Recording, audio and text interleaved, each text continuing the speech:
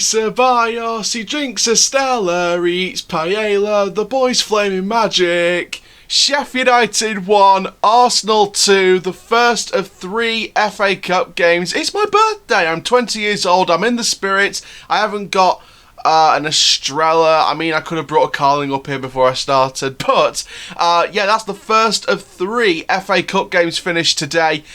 We've got Chelsea, Leicester and Newcastle City to come this evening, but Sheffield United 1, Arsenal 2. Of course, the winner from the Magic Man himself, Dani Ceballos. And you know what, to be fair, I think that Arsenal were, I think Sheffield United did deserve to win it. By the end of the second half, I think Arsenal scraped it in my opinion, but I'll give Ceballos his credit. It was a decent finish. He nicked the ball off Pepe when he got intercepted by the defenders. I'm a bit distracted because on my telly right now, you probably don't see this, but I've got Euro 2012 replay of the Spain-Italy game. You'll know about that. But I don't need to be distracted by the Euros. We've got that next year. I've got Dani Ceballos to talk about because he won it for Arsenal. But Dani Ceballos, definitely, I think he's become a saviour today. He's not the best player in the world, not going to lie, but I think that the fact that he scraped the win for Arsenal, I think that, Dani Ceballos is going to get a lot of praise for that goal. But even if I'm a neutral and it's not one of the teams that I support, like this game, for instance, where I am a neutral, I'm a realist, so I'm not going to take away from the obvious performance. And I think for Arsenal, I think it was very, very off of what Arsenal should be performing. I think that there were moments in the game where Sheffield United were actually the better team, and I think that Sheffield United should have got something out of this, either extra time or even to penalties and then lost on penalties or even won on penalties, just for something for Sheffield United to keep their heads up about. But I tell you what, Arsenal really did take advantage of the fact that Sheffield United, since the restart of the league and the restart of football after lockdown, they've been really falling off the pace of the rest of the team, Sheffield United, and I think that Arsenal took advantage of that, especially in the scrapey moments. What I will say, though, is that there's a couple of Arsenal performers that maybe performed better than the rest of the team. I thought that Rob Holding was poor. I think that he was a poor defender. I think he made too many mistakes. Kolasinac. That guy doesn't know how to play football, let alone cross a road. Jesus Christ. If you didn't see the Sheffield United goal, McGoldrick, by the way, can I say McGoldrick, by the way, first of all? What a player today. Only, was it, last season before that? He was playing for Ipswich, okay? Ipswich a few years ago, and now he's playing with Sheffield United in the Premier League. Can we just take a moment to appreciate that he's now a Premier League player? But yes, McGoldrick, brilliant skills, brilliant, but of course he scored the goal. The Sheffield United got the equaliser, deep into the end of the second half, before the Ceballos goal to win it in added time. But the goal scored by McGoldrick was only created because Kolasinac rebounded it off his own player. That's just Arsenal to a T, isn't it? It's just Arsenal to a flipping T. Make a mistake and pay for it. And the defence was poor today. But I'll tell you something now, Arsenal are very lucky to get a win out of this. But I'll tell you what, if they draw against Manchester United in the next round, we will batter Arsenal. And I'm not just saying this as a Man U fan, I'm saying this because I think Arsenal scraped that victory today. And I think that Man United could play a first team against Arsenal and batter them. Doesn't matter whether Aubameyang's on the field or not. I think that Manchester United are a stronger side than Arsenal in my opinion, and I think that Arsenal really scraped it today, and I feel sorry for Sheffield United because they did play some great stuff today. So let's go through that Arsenal team then. So just to give you guys a little taster of some individual performances. So starting off then, I want to talk to you guys about one of the teams midfield players, attacking players, and that is, of course, the right winger Nicola Pepe, who came off in the 93rd minute for Socrates, who barely got a look in, to be honest. But Nicola Pepe, that guy is class. That guy is just class. What does AFTV say? Presence blood. Nicola Pepe is someone I want to point out for Arsenal today because I think he's got skills to an absolute T. I think he's got great runs on him. Saka, on the verge of signing a new contract. New extension on the horizon with a year to go on his current contract. And you know what? Saka played all right today. I'm not going to say he was the best player on the field, but I think he was all right. Provided some great runs, great moments. I think he was one of the great young players on the field today. And I think that Saka deserves an extension of his contract. Now, David Luiz, I can't say that name without thinking of Sideshow Bob, but David Luiz, I tell you what, he wasn't the worst. You know what? I'm going to spin a praise on David Luiz today. And this is the only thing I'm going to talk about with David Luiz. He wasn't the worst defender on there today. Yay! David Luiz wasn't the worst defender for once. Yeah, it was Rob Holding, unfortunately. I think that he's made way too many mistakes. I think Holding and Kolasinac are right up there together as the worst defenders today for Arsenal. And like I said, Arsenal scraped it in my opinion. I was watching the whole game. I was paying close attention to each individual player, and I think that Holding Kolasinac just made way too many mistakes. And this is the thing with Rob Holding for me. I'm going to speak about Kolasinac a little bit more later, but Rob Holding, I don't think he's got back to his full potential ever since that injury. I think what usually happens with players, it's happened so much with Arsenal, hasn't it? It happened with Bellerin, with his injury. He hasn't performed up to the ability that I know he can perform at after the injury that he suffered about a year ago. Same story with Holding, to be honest. I think he never recovered from that injury. And I hope that Leno recovers. I hope that Torreira recovers. It was good to see Maitland-Niles play at centre-back. I think loads of people were calling for Maitland-Niles. But, again, Cedric, according to reports, Cedric was fit to start today. So why wasn't he in the squad? Why wasn't he in the team?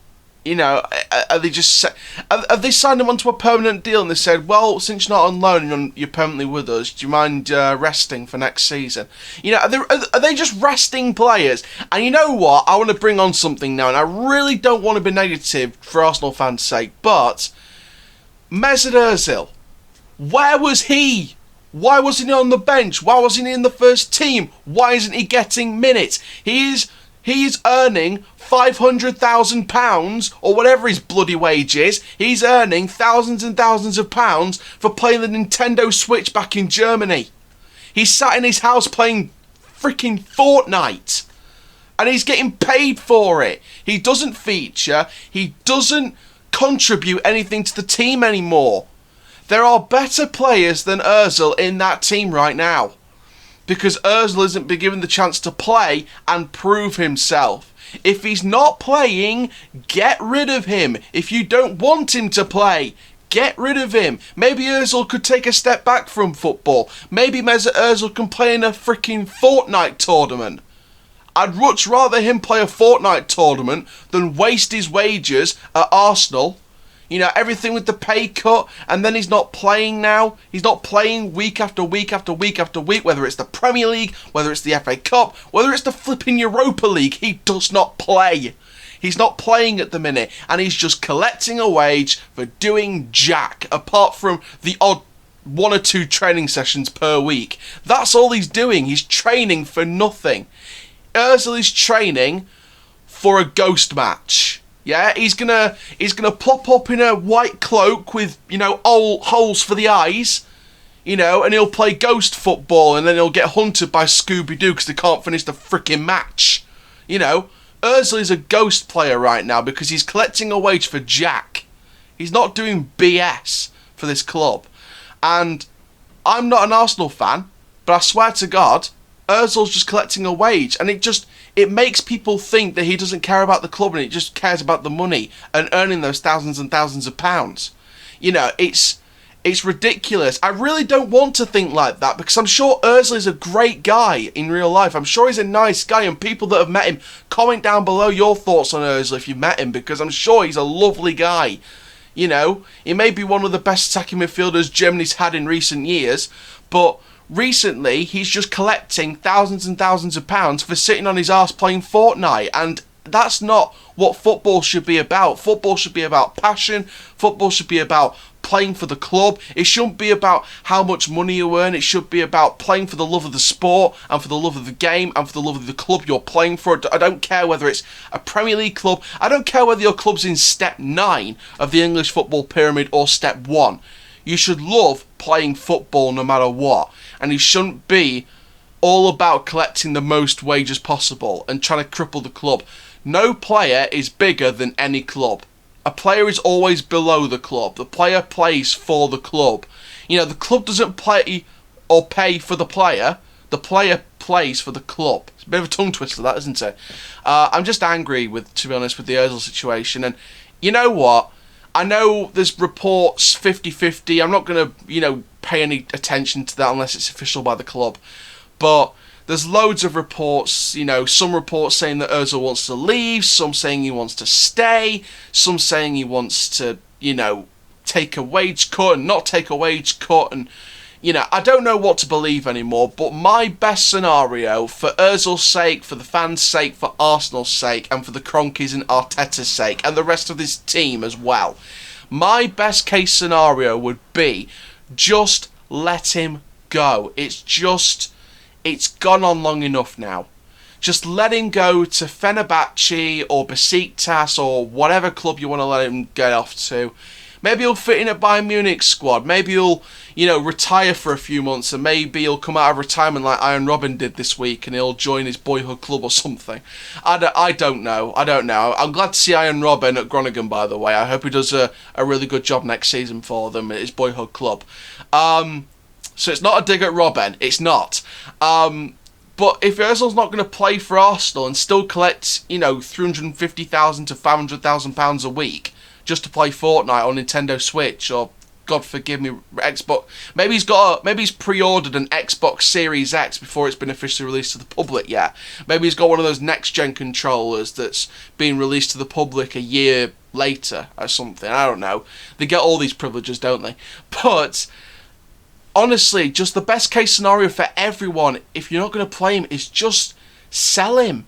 And this is the really thing that annoys me about Arsenal. The fact that and it's nothing to blame with Arsenal, but the media. The fact that they make up stories like the Guendouzi story about selling him for 36 million or offering to sell him for 36 million, and then it came out today that the reports are untrue. The club have said that he's not being sold, he's fine with the club. There's been reports of clear the air talks. I would much rather them have clear the air talks than lose out on a young midfielder. Yes, there may be some disciplinary issues somewhere, if it is true, but if there is, then he'll learn from it. He's still a young kid. He's still got to develop as a player and as a person on the pitch. So if it is true about disciplinary issues, he'll learn from it. And I'm sure Guendouzi will bounce back from that. Like Xhaka, the Xhaka incident at Palace. He bounced back from that. Yes, he got injured, but he's back now, and they'll bounce back from it. Like Xhaka has, Guendouzi will bounce back. But Ozil, if he's not going to play, and he's not going to, if he's going to take all that money on his wage per week for doing nothing but training sessions and Fortnite matches, then just go. Just leave the club, because it's not worth it. Because you're just building up animosity behind the scenes, and that won't be good on the pitch, because there's always a thing in football where off the pitch scenarios and situations like to affect on-pitch affairs. Newcastle, prime example. All the stuff with Mike Ashley and everything like that affected them on the pitch and how they were playing, in my opinion, as well as the tactics sometimes. But mainly it was the off-pitch affairs. As soon as we heard reports a few weeks ago that the takeover was nearing completion, and the Premier League are fine with it now, it's like Newcastle have just hit a switch. They beat Sheffield United. They took a point against Villa, but they took the lead first. It's a crucial point for Villa, yes, but against Villa it was a decent performance. So Newcastle's off-pitch affairs are affecting their on-pitch affairs now in a positive way. And it's affecting them. So if Newcastle can get a top 10 finish, then that'll be good for the new owners coming in. They can kick out Mike Ashley and they can bring in a new plan. They can bring in an expanded plan on this season to make it an even better season next season. So, you know, I think Arsenal need to think about the Ozil situation, but it's sad that I'm talking about Ozil today of all days, because Arsenal are through to the semi-finals of the FA Cup along with Manchester United. And we'll see if Chelsea or Leicester or Newcastle or Man City join them. So, thank you very much, guys, for watching this review. I hope you like the new intro to the videos as well. Since I'm a Doncaster Rovers fan, of course, you'll know by the logo. But you know, it's going to be very interesting to follow the FA Cup semi-finals when they get drawn, of course, as well. So, thank you very much, guys, for watching this video. I'm the CHALL. Please like, comment, subscribe. Goodbye.